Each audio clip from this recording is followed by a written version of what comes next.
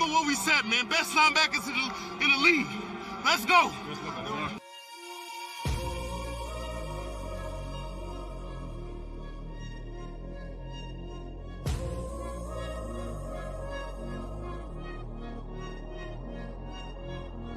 I'm the shit you should throne as my toilet seat. I demand a king's ransom for royalties. I deserve a mansion and royalty. Address me, your majesty. The form a new dynasty.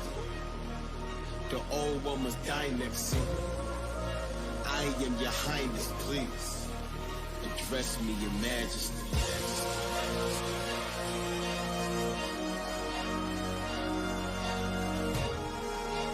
I am your highness, please. Address me, your majesty.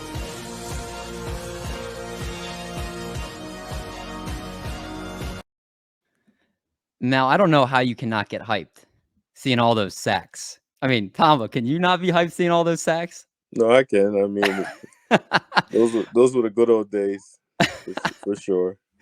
Well, for those that don't know, we got to introduce this man the proper way. We welcome in a man that you could say is an artist, whether that be with his sacks on the gridiron or his music in the studio. This 6-time Pro Bowler and 2-time Second-Team All-Pro played 12 seasons for the Kansas City Chiefs, in which he accumulated nearly 600 tackles, had 89.5 sacks, which is second all-time in Chiefs history. But not only that, this man had 32 forced fumbles, 8 recoveries, 2 interceptions, and 2 dances inside the end zone. Ladies and gentlemen, we welcome in Tamba Hawk, Tamba Tunes, the legend himself, Tamba Hali. How's it going, man? I appreciate it, man. Thanks for that, Dave. Of course, man.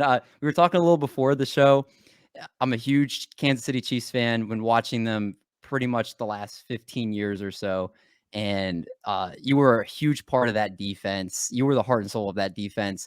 All the frustrating teams, the good teams. And it's pretty cool to be able to talk with you and kind of dive in, not just your playing days, but your post-career and everything that you've kind of been doing in between. But I kind of want to start it off before we get into all that stuff. I'd be remiss if I didn't kick things off with the amazing story you had that made the cover story of the Sporting News in 2006, where you were born in, I believe it's pronounced Banga, correct? Banga. And you were sent to the United States at the age of 10 to escape the Civil War torn Liberia.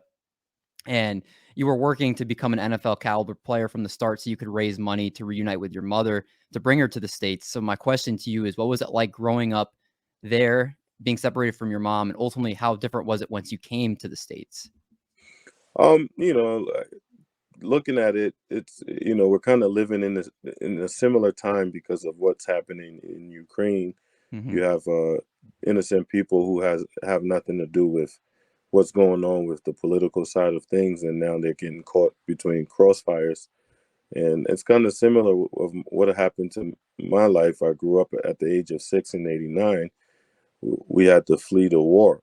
We fled the war.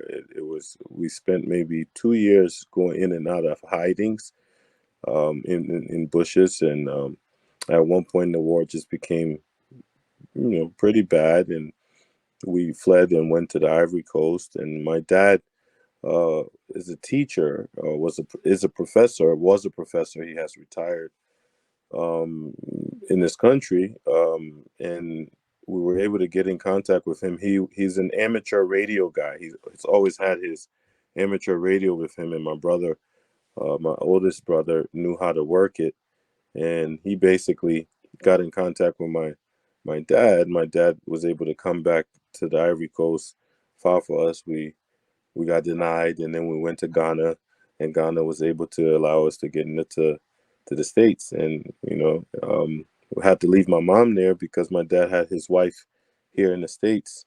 So for about 14 years, I was away from mom, and I was used to her. So I left 94. I got to the States. So I spent about 10 years with my mom and then 14 years away from her, which, was difficult for any child at that age. But I was able to adapt to it and, moving forward, playing sports in Teaneck High School and excelling in football. I mean, it wasn't something I planned.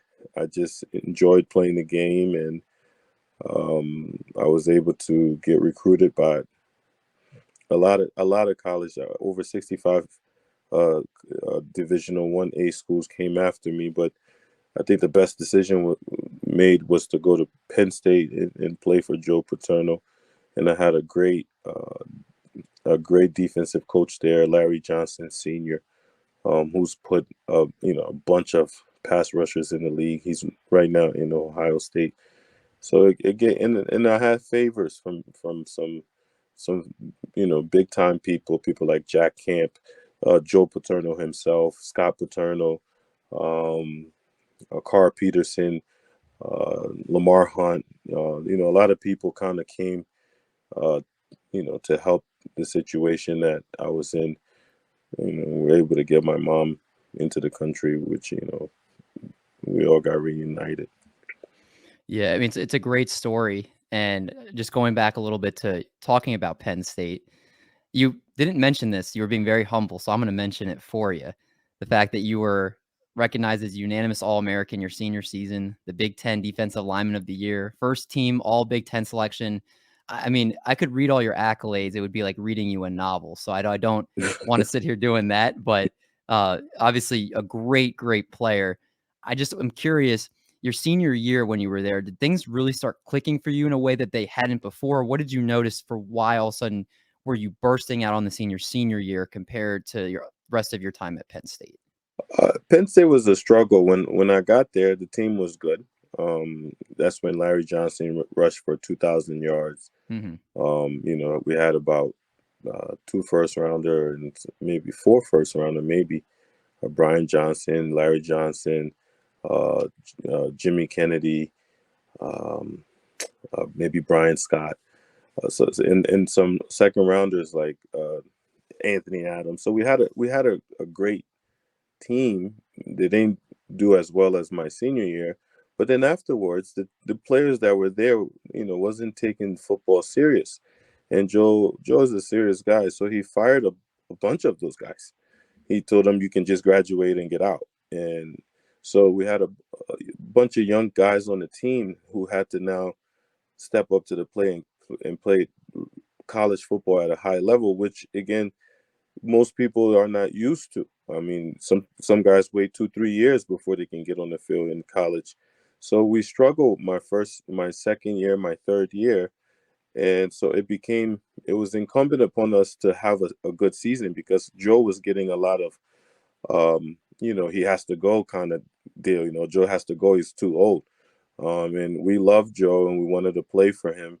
And Joe really trained us well. And so our senior year, we had a whole nother mindset coming in. Of course, we were starting to get used to the culture of losing, but we had a magical game. People don't remember that game.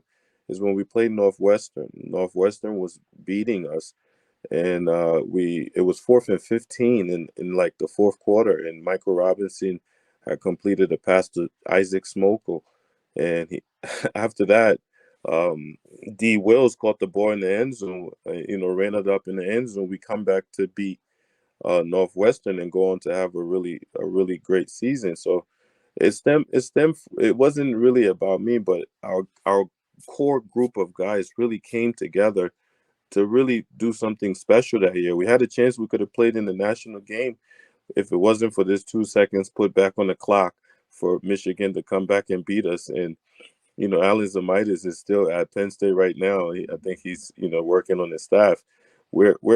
I believe we're playing man, and he's the only one that played.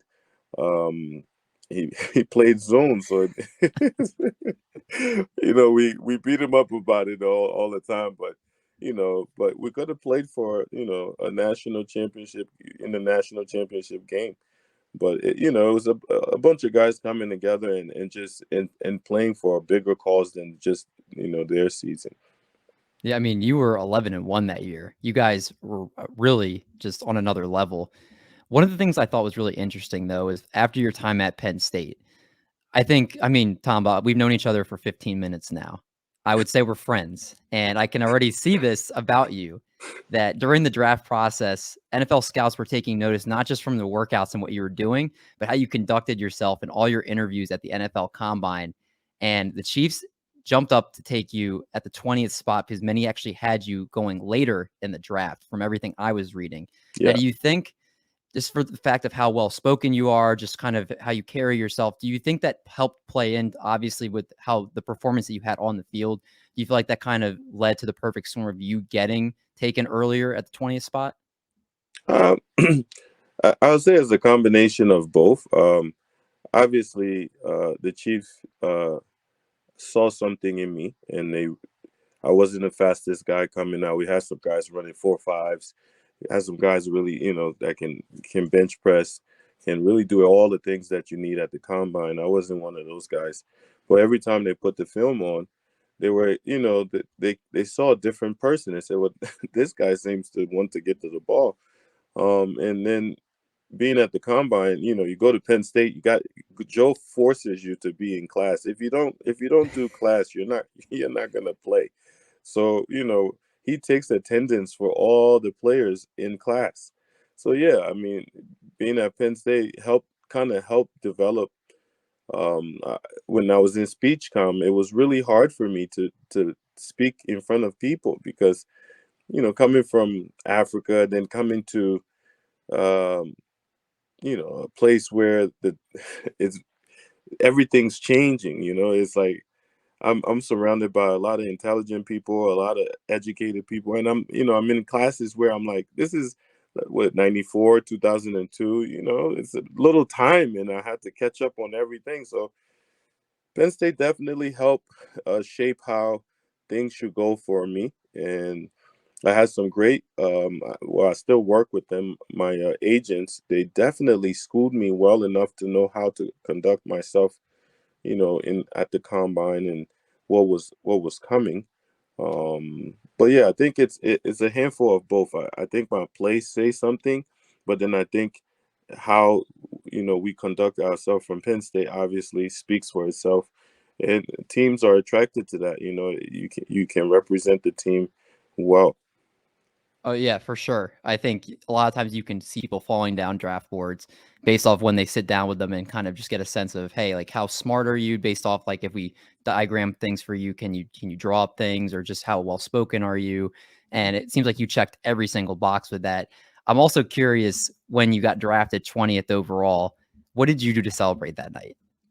Well, I was nervous because there was rumors I could have went to Andy Reid at 12, and he picked Bunkley. And then there was rumors I could have went to Miami. I think they were around 15. So when I saw all of this happening, I knew Kansas City was the big ticket on the board for me, because Herm Edwards and Carl Peterson, both the GM and the head coach, made it to my pro day. I was kind of nervous, but I pretty much hung out with my coach, Larry Johnson, at his house. His wife had made food, and my family had come down to Pennsylvania, and we just hung out there because, again, I'm a product of what he's been doing for a long time. Courtney Brown and those guys, Justin Kapikis and all of those guys came under Coach Johnson. So it was just another way to celebrate, and it was hanging out with him at his That's house. awesome. That's awesome. And it led, obviously, to a great start in Kansas City. I want to know specifically the night of October 1st, or day of October 1st, 2006, when your mom saw your first NFL game. You guys dominated the 49ers 41-0. And obviously that was the cherry on top of that was, of course, you also won Chiefs top rookie, had 8 sacks, made the NFL all-rookie team. But what was the feeling like when your mom came to the game and you guys put on that type of performance? I knew she didn't understand the game. It's foreign. When I got to the country, I always would say, why can't they just run all around, just run around everybody? Why is everybody just, clock? So I'm pretty sure that was what was going in her mind. But I had told her, I said, just watch the guy who's going to throw the ball throughout the night. My job is to try to get there. And so when I think I got to Alex once or once and a half. So it was, it was gratifying. It was a cool experience for, play in front of your mom for the first time. It was pretty cool. Yeah, and I mean, this kind of was just the tip of the iceberg for what was coming for you. I mean, you were a solid DN. You had 18 and a half sacks and 5 forced fumbles from 2006 to 2008. But once you went to that Todd Haley 3-4 defense, you just absolutely exploded. You had 8.5 sacks and 4 forced fumbles and a safety in 2009. And then Romeo Crennel comes in as the new D coordinator, and you get 14.5 sacks and your first Pro Bowl that next year. I'm curious, what was the transition like for you from playing on the line to outside linebacker? And then how do you think it just came so easily to you? Well, it didn't come easy. The NFL is a little different. What was being done at this time when Todd came, they allowed me to play the edge more. The NFL, they kind of put you head up over the tight end. So now you're trying to figure out, is he going out for a pass? And then you're late. You're always going to be late on the pass rush because your better pass rush is on the right side. Mm-hmm. And I usually played on the left side. So I'm head up over the tight end. So it's like you're more of a run stopper on the left side. So once I got a chance to get on the edge, I used to, Gunther, God rest his soul, Gunther Cunningham was my coach. I used to just tell him, just put me in a 9 technique, which is outside of that tight end. It's because I'm rushing anyway. I mean, why not? If it's a run, I can react to it. But I'm like head up over that tight end, and I'm always going to be late. So if you watch Von Miller is most of the time going to be outside, and he's coming steaming. So when I was younger, I used to cry for it. So when Romeo and Todd Haley came with their defense, their 3-4 defense, it just made sense. Like, get him on the edge. And then what Romeo did was like, okay, since Tamba is one of our better pass rusher, let's try to match him with, different guys. Like, he shouldn't just be predictable on the left side. Let's put him here. Let's put him here. So they game plan for, they had a game plan for me. So I enjoyed being in that defense. And J.J. Watts, I'm sure he took advantage of Romeo when Romeo got up there with the Texans. So it's a great scheme that they run, and I enjoyed it. Yeah, I mean, you and Justin Houston were just wrecking opposing offensive linemen. You were just getting to the quarterback, and you guys had a fantastic defense for a stretch with you guys rushing the passer. And I believe Dante Poe for a little bit too. You guys played with him, and he was great on the interior, and it was ridiculous. It's crazy. At one point, I would say we had, I don't know, maybe 6 Pro Bowlers on defense. We had Eric Berry, Mm-hmm. we have Don Terry, we have Justin Houston, you have DJ, you Mm-hmm. have me, and we may have had a corner. What's his Flowers? I think Brandon Flowers, yeah. he had made Pro Bowl maybe once or twice. But yeah, we had such a great defense. You would have thought, we had a chance to win a championship. We just needed a few pieces on offense. Yeah, so I have to ask you this before I get back to the regular part I actually planned for the interview. If you guys had Patrick Mahomes at quarterback, no slighting any quarterback you play with, but Patrick Mahomes is a different animal. Are we talking 2-3 championships right now with that defense? Yes, if we played with Patrick Mahomes, he would probably have broken a lot of records because we wouldn't be long on the field. He's already broken a lot of records in his defense. Obviously, they struggle at times, but they find a way throughout the season. But our defense was designed to get off the field. We're just dominant from the line to the linebackers to the corners, the safeties. Everyone was pretty good. So, yeah, I think he would have won his 3 championship, or who knows. The guy is getting there, on the strength. I want to say on the strength of just his offense. So imagine if you can take our defense and to assist what he's doing. It wouldn't be fair. It would be like that Baltimore team. Or like imagine with Jamal Charles in the backfield too. Oh my gosh. Whoa, now we're getting spicy. But back to you, of course, man. I mean, all this great performance on the field led to you getting paid and much deserved. And there's sometimes players get paid and then they start slacking off, but you took that and then you actually, I think, outperformed your contract at that point too. You go ahead and then you have an all-pro season. You rack up 83 tackles, lead the team in sacks at 12. And then that's actually your 5th time in 6 seasons as a Chief at that point. You make an all-pro team. You're selected to the 2012 Pro Bowl. And I mean, it goes on and on, man. Like the next few seasons, you're just crushing it. Team high in sacks, forced fumbles, tackles for loss, quarterback pressures. Now, when you got the money I sometimes the sense of security, I guess, is what makes it where you can kind of play and not worry about injury and everything else that comes with it. Is that what you found for yourself, that once you felt like, okay, now I don't have to worry about being able to compensate for my family, I can go out there and I don't have to hold back in a sense? I just love the game. That ever since I played football, I enjoyed playing the game. Um, that was I like playing at a high level. So I trained hard.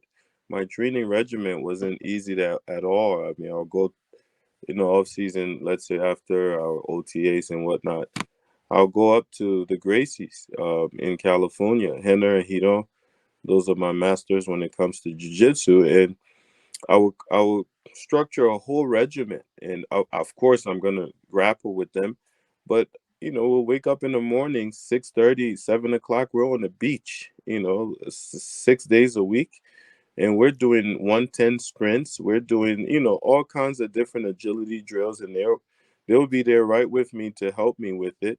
And then I'll have about 4 different workouts from the morning, and then I'll grapple, and then I'll take a nap, and then I'll do my hand work with Joe Kim. He'll fly up, and we'll do hand work, and then in the evening I'll grapple again. So I'll exhaust myself for the season before the season starts. So I'm in the best shape, because I know when I'm in shape, I hope the guy on the other side is ready for the long haul, because I'm going to lose the fight, obviously, in the beginning. They're bigger, they're tougher, they're stronger, but can they last? And that's where I knew, man, if you train hard enough, you'll catch them. You'll always catch them, because they will get tired. You had some of the best hands, and, like, I know I'm biased as a Chiefs fan saying that, but it shows, because not only were you getting to the quarterback, but you see clips of, like, you working with Joey Bosa after a game. I remember that being a very popular viral clip of you just kinda showing him fighting with his hands, kinda showing him some moves. Were a lot of guys coming up to you and just asking you kind of some techniques and things to become a better pass rusher? At times, guys would come up to me. They knew I worked my hands at the Pro Bowl. They just wanted to know what I was doing with my hands. Credit to Joseph Kim, Master Kim. He's the reason why I even understood what I was doing with my hands. And it's not really my hands, it's more my hips. My knees are bad today because of what we did with the hips. It's more footwork than handwork. And once you learn the technique on the footwork, it's just a mind game. It's a game within a game. My hand comes secondary, because I have to use it. But if I just use my footwork, at times you're gonna just be beat because of technique, not because I'm better. I just know what to do. Like, it's a martial art. It's kind of an art within the game that you have to study, and that's what I was showing Joe. I used to go back to Ohio State when what was going on with Sandusky. We kind of stayed away from Penn State. I'll go see Coach Johnson, and I'll be training with Joe, and he showing him these things. And when he got in the league, I was excited, because he played for um San Diego. Yeah, at that time, Yeah. San Diego Chargers. But in the game, he will see me use some of these moves and just beat the guy. And sometimes I would slip right before the sack. He would come in and he would ask me, "Tamba, that was a great move, man. Like, how'd you do it?" And he's in his younger years, so he's just coming off the ball and just blowing right past you and beating the quarterback. But he's watching, old guy do it. So he's like, over time. So when he saw that this move I would do, it's kind of like a wild card. He would see me do this move once or twice throughout the game, and I'll just beat him. And so he came in. He's like, "Man, you got to teach me that move." He's like, "You got, how do you do it?" And I was end of my career. I didn't. And Joe is, we knew each other through Coach Johnson, so I wanted to teach him. It's a technical move. It's not really about hands. It's about the feet. If you figure that out, if any guys that's in the league right now want to learn how to play the game from a technical standpoint, they will have years over other people. You should do you offer that, like, for people, like, where you could, like, do camps for incoming pass rushers? I should. I haven't. I should. I haven't. No, Tom, but we're gonna set something up for this. Let's go make some money for sure. I mean, people, all they got to see this generation is just the clips of you using your hands and your feet, and like they're sold. Like your your numbers speak for itself, obviously, but when you actually see your techniques and everything, everybody should want to learn how to do stuff like that. Yeah, I mean, it's the same thing that happened for Justin. Justin got over 100 sacks now. So when he came to the Chiefs, Justin was a strong guy. He can rush the passer, but he took heed to Joe Kim and I and what we're doing. And once he figured it out, Justin went and had 22 sacks. That year I only had 6. I was like, it blew my mind. I'm like, oh my gosh, like this guy. And all the sacks, most of his sacks, I'm like right there. And he was just a step quicker than me in most of his. I was so frustrated that year. I was like, oh my gosh, like save some for me. Yeah, so I even wanted him to break the record. I started dropping more in coverage. So I'm like, man, go ahead, man. I can't hate on the fact that you're getting there before me, so I'll stay in coverage. Yeah. Oh, I mean, it was a pleasure to watch as a fan. Like you guys, again, we talked about how great the defense was, but I was going to ask you if you had taught Justin some things, and obviously you did, and it really helped. And he's still playing in the league, and I'm sure as he's gotten older too, that he has to rely a lot more on that because he doesn't have the same type of quickness that he had off the line, I'm sure, when he first came in. So that's where it's really helping him now. Yeah, he still got the wiggle, but I don't know if he has the endurance. Mm-hmm. He could still wiggle. It's like John. It's like John Abraham, and he had more sacks at the end of his career. And it was like, man, like what are you doing? He can still get there, but to endure, it's just, oh my gosh, it's so bad on the body. Like you play 65 plays in a game at the age of 34, 5. Oh my gosh. Not the same. It's like you went through a real car accident. Oh my God. Yeah. Well, you kind of transitioned to it perfectly. I was going to ask you pretty much, towards the last few years of your career, obviously the numbers aren't quite the same, but the Chiefs restructure your contract. You actually end up playing at a Pro Bowl level when they were restructuring your contract. And then kind of over the last few years, obviously at that point you get ready to retirement. Do you feel like your career the last few years went everything you wanted? Were there any regrets over your last few years? How do you feel like that went when you eventually did call your retirement? I don't have regrets. What I always like, again, I'm used to playing. So when they could see that, we shouldn't play Tamba as much, we should play D Ford, I couldn't see why. And so I wasn't used to being the guy to just come in the game and try to figure out how I'm going to get a sack on one play.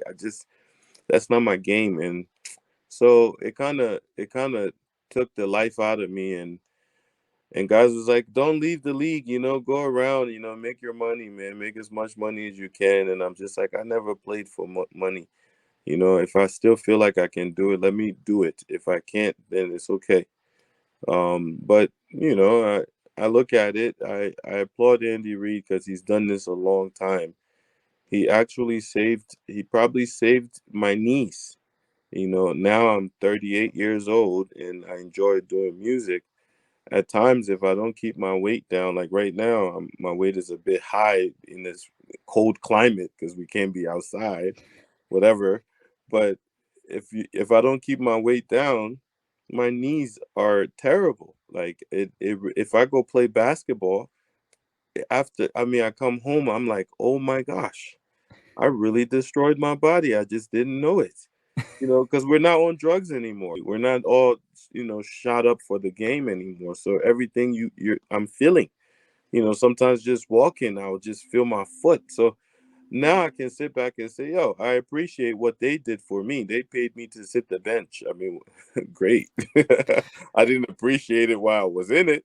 Now I think about it, I'm like, wow, they were kind of giving me a gimme. Like, we don't pay people to sit, but we'll pay you, man, because you did your thing. So no regrets. I just had to grow in my mind and let my ego go and realize it happens to all of us. We're going to get old in the game. And it's kind of interesting how it's kind of changed over the last few years because you see obviously running backs, there's 2 or 3 in a backfield now. You see wide receivers going off the field in obvious run plays so they don't have to run block. You see, situational pass rushers. You see, I mean, there's so much in and out now. I feel like to be able to see a guy play every snap, every game, it doesn't happen anymore. And I guess it's to, like you were saying, preserve people and let them play longer. That and the business side. Yeah, that too. Yeah, That too. Yeah, because I mean, why? It's more important to pay a quarterback like we are, and have some guys come in and try to contribute on the defensive side, than to go pay 2 of your guys big time money on defense, and you hope that they're gonna win you the game. It's more, it's let these guys. I just wasn't used to it, rotating, coming in and out. It's for those guys who enjoy it. I enjoy getting in shape and whipping your butt every play. I just do. Tom, I gotta say, I've done a lot of these interviews now, and I could talk to you about like Chief stuff, football stuff all day, but I do want to be really respectful of your time. But talking to you is literally, I mean, again, just for the fact of how well spoken you are, how friendly you are, how nice you are. It's easy. The time's just flying by. It's all good, man. Don't so- worry. I got kids. When I'm finished, I'll do some music and then I'll hang out with them. Don't worry, man. We're straight. Well, again, man, the perfect transition. I got to ask you about the music because you are killing it. We talked before. You type your name into YouTube, and it's mostly music, and that's how much you're just killing it right now. The views, everybody's clicking and checking it out. I got to ask. Right now, it says you record and write music in your basement. You have a studio there. You have this. Is it in your basement? We're here. Oh yeah, all right. There we go. Look at that. Yeah. So you released the single called Mastercraft, the one for me. Yeah, produced by Mastercraft, the one for me. Yeah. Yes, and I got to ask you, how did you decide to get into creating and writing and producing music? I love music since I was a kid. Growing up in the church. Mom is a minister. Stepdad's a minister. So I sang in a choir. When I got to Teaneck, I was hooked on phonics. So I was 10, 11 years old. I couldn't read. So the way I had to learn how to read was, learning how to rhyme. So, bat and cat and can and man. So that was kind of cool for me, that going through that. And I was in ESL as a second language. English is a second language. And then my stepbrother kept all of his rap tapes because he moved to Seattle. He kept all of them at the house. And when I got there, I was listening to those, and I enjoyed the rap, because rap was all about rhyming. I didn't understand, but I enjoyed it. And as time went on, being from like an urban place I'm from, Teaneck, and they got Inglewood, Patterson. You got guys who's rapping, who's freestyling, who's, that's the thing. We're all writing our little freestyles and rapping it in our little clicks. And I enjoyed doing that over time. And when I got to college, when Fruity Loops, first came out, I was making little beats on there. And guys would come to my dorm and we'll all be kicking a freestyle. We'll all be rapping. And that was the thing. But I enjoyed it. It kept me out of trouble. I was always trying to do that. And I met people at Penn State who can really rap. At the time, I wasn't what I am today, but I just worked at it. When I got in the league, that's what I built. I had another studio over there. I built that one first, and I spent most of my time just doing that. In the off season, just writing music. I didn't form. I should have formerly went and trained. I didn't know there was such a thing. I thought people just became artists, but as time went on, I realized this is really an art. So that's all I did, and I created a label. I signed Gilly the Kid. I signed another kid named Stars. I signed a few producers. I work with Manny Fresh. I work with Sunny Digital. All of these top guys in the league right now. I work with them. And, we produced some good music, put out some great mixtapes for Gilly. And then, I knew I could do it. When I got out of my last relationship, I said, man, I'm going to push myself now. I'm going to just push myself to be an artist since I'm kind of dwindling off football. And I was blessed to find Mastercraft, who I was gonna do a song with one of his people, Flavor. He's one of the biggest artists in Africa, and Flavor didn't see anything on me as far as music on the internet. So he sent me his producer. So his producer and I started working. From then on, my whole head changed. It's like, you're an Afrobeat artist, man. You could rap, we'll rap here and there, but just do Afrobeat. And Afrobeat is like getting huge right now. Wizkid, Davido, T.Y. Savage. It's huge, worldwide. It's very rhythmic, dancey. I fit right in. I mean, this is something I'm gonna share my screen for a second because you can see, looking at some of the music videos that you guys are doing. Like this was one that caught my eye. I don't know if you can see it, right? This is from the Yeah, Christoph the whoa. Chain. Yeah. Yeah, So like yeah. I muted the sound, but like look at this. Like you're like look at the video stuff on this, and of course your rapping is fire here. Like when you're doing this, you're just like, man, like this is it, right? This is what I want to be doing.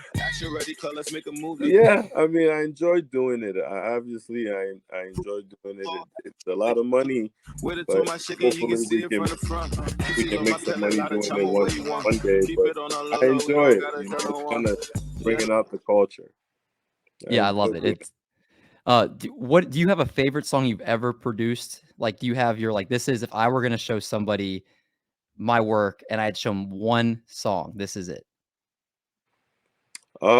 There's a song that we have coming out in maybe 2 weeks from now. It's called "Can't Get Enough." Mm-hmm. Yeah, I really love that song. It's not even my production, but being part of the production is just it's a cool song. And I just shot the video here. We're promoting it, around Africa. But yeah, it's one of the coolest songs. Obviously the last song I just put out, I love that song. I'm Not Sorry. That one, I'm a rapper, so you gave me a chance to kind of express myself a little bit. So I like that one as well. Can you freestyle, or do you need the time to think? I know it's freestyling is hard. Yeah, I can freestyle, but it, don't forget, freestyle was a written out thing that you was free to write out. But you're talking about, what people made it to be. Can you just come off the head and freestyle? Yeah, I could do it, but it's not going to be as cool if I wrote it down. Right. Yeah. Well, so you're kind of teasing what's coming in 2 weeks then, because you said you're coming to Baltimore for the party for it, right? The release party? For another guy, he's actually he's an artist as well, but he does my videos here in the States. He's an artist. His name is Shazam. But he goes by the name of Loud as a videographer. So he's doing a release party for his EP. So I'm gonna come in and kind of support the effort. That's awesome. And like I said, after we conclude this interview, Tamba, if you come down here, there's a beer with your name on it on me. So you guys love beer. Those are the college days. Beer. Yeah. We be chugging all day in those fraternities. I was like, definitely at Penn State. I knew that had to be a big thing there. It's huge. But all right, Tom, I'm going to get you out of here on this. This is something we do here at Triple Play. We do a little rapid fire. So it's kind of this or that style questions. You give me the answer that pops in your mind first. You think you're ready? Yeah. All right. Number 1, Chiefs red or Penn State blue? Chiefs red. Yeah, my man. Batman or Superman? Superman. Why? I don't know. I mean, you said what pops into my mind. That's fair. That's fair. See the future or change the past? Change the past. All right. Sort by price or by rating? Price. I'm right there with you. The toughest offensive lineman you went against? Joe Thomas. That sounds about right. Talk like Yoda or breathe like Darth Vader? Darth Vader. Your voice is already so deep that that'd be an easy transition. Sandpaper as toilet paper or hot sauce as eye drops? Sandpaper. No hesitation. a good one. These are good questions to ask when you just have some downtime with some friends. A sack, forced fumble, or an interception? Sack force fumble for me. My man. Have an album go platinum or win a Super Bowl? Super Bowl for me. Okay, still a football player at heart. I Yeah. like it. I like it. Candy corn or pineapple on pizza? Pineapple on pizza. Do you like that? Yeah. I'm saying pineapple pizza. Yeah, with chicken too. Ooh, okay. I can get behind that. All right, this is the last one. You gotta fight Mike Tyson once, or you talk like him the rest of your life. Once I'll fight him. If there's someone that could take him, I'm gonna put my money on you for sure. I'll With all fight Mike. I think out of everybody we've interviewed, I think you'll hold your own more than most. So I could respect that one. But Tamba, honestly, man, thank you so much for sitting down with me, chatting it up. Honestly, like I said before, being able to talk with you, watching you for so long is definitely a real dream come true for myself. So thank you so much for your time, man. David, I appreciate it. Thanks for having me. My bad I couldn't make it yesterday, but we made it work. I appreciate you, man. Of course, man. And please plug all the great stuff you're doing right now to our audience before we get out of here. Listen, you can go on Tamba's Tunes, tambatunes.com, and you will find all my music up there.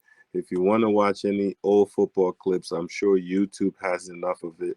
But right now we're doing music, and yes, please, Tamba Tunes has all your latest songs from your boy. Thank you. Absolute fire. I promise you guys, you will not regret checking that stuff out. It's fantastic. And on that note, everybody, thanks so much for tuning in. Of course, we'll have more interviews and more great football content coming all off season. So make sure you stick with us. And until next time, guys, we'll talk to you guys soon.